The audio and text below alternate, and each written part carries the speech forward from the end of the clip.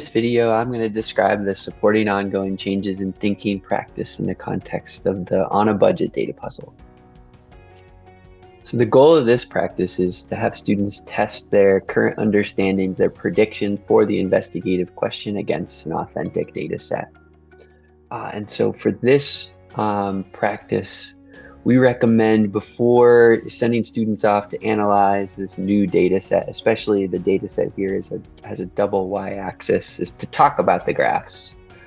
What do the different lines mean? What do the axes mean? What do the high points and the low points mean? These extreme points, have them describe that. So we offer some strategies and some prompts in the slide deck to help students become familiar with the data set. Once students are familiar with the data set, they should go off individually or in pairs to analyze this data set, to look for patterns, to try to explain those patterns.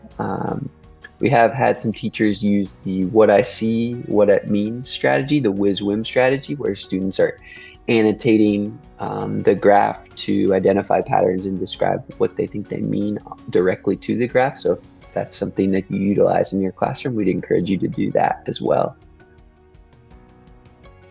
In this particular data puzzle, before we send students off to analyze incoming shortwave energy to the Arctic and outgoing long-wave energy from the Arctic, that's the data sets that we have in this resource, we want students to have a better sense of where these data sets are coming from.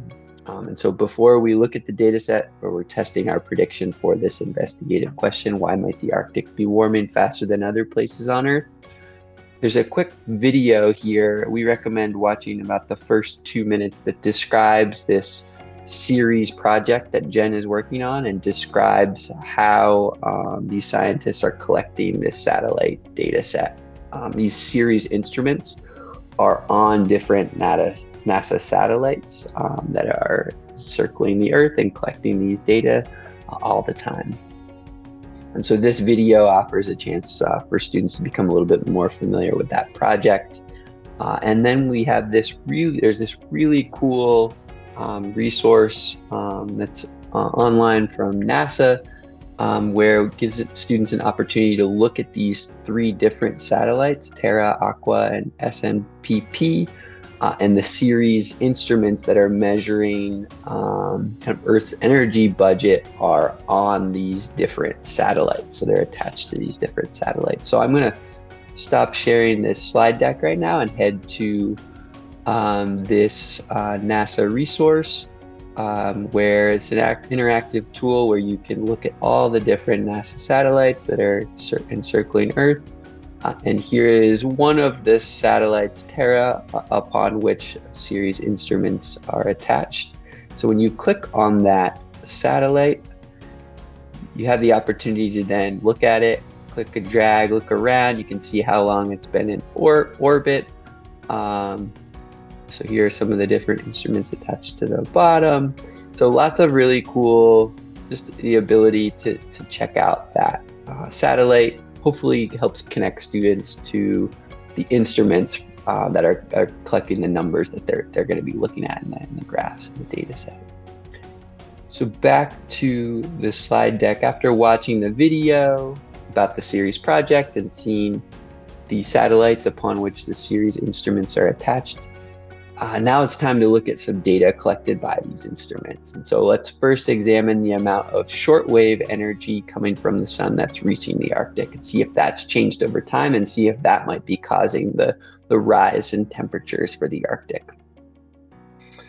And so here is one of the data sets that students are going to be analyzing. This is again looking at shortwave energy reaching the Arctic from the sun. And so important to have facilitated discussion in which students are tasked with describing what the black line represents. In this case, that's the incoming solar radiation, shortwave radiation to the Arctic. The dashed red line represents the Arctic temperature anomaly.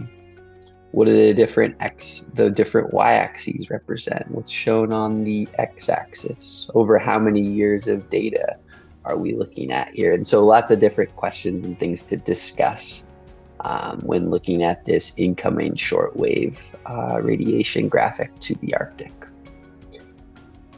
Next, it's time to look at the second data set that students are going to be analyzing. This looks at the amount of long wave energy or heat that's emitted from the Arctic, and we represent that with this red line coming from the Arctic, and see how that's changed over time. And so similar questions, what does the black line represent? That's outgoing long wave radiation, outgoing heat. We'll look at the dashed red line, that's Arctic temperature anomalies, the same number of years. We're looking at a time period from 2000 to 2021. What do these y-axes represent? And you can see right now, right, like the amount of heat that's escaping the Arctic seems to be really closely related to the rise in temperatures that we've seen over the last couple of decades. So after talking about these two graphs, we send students away to work either individually, in pairs, or small groups to identify and explain patterns in these two different graphs. Again, they're trying to test their prediction for the investigative question, why might the Arctic be warming faster than other places on Earth?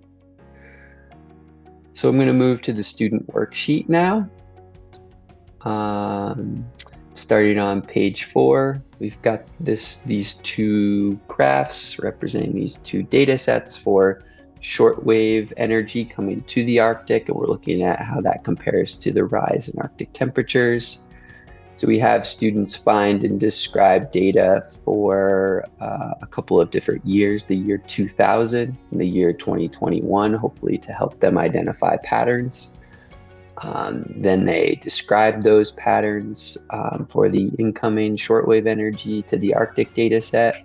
They do the same thing for the outgoing long wave energy from the Arctic, describe the different points in the year 2000 and 2021, describe the patterns they observed, and then ask students to make sense of those patterns and see if they can create a rule to describe some of the relationships they saw, and then ask them to revisit their prediction. Was their prediction confirmed, refuted, based on this new evidence, based on these data sets, and to explain that. So that concludes the supporting ongoing changes in thinking practice. And now students are ready to construct their evidence-based explanation and annotated sketch to explain why the Arctic might be warming faster than other places on Earth.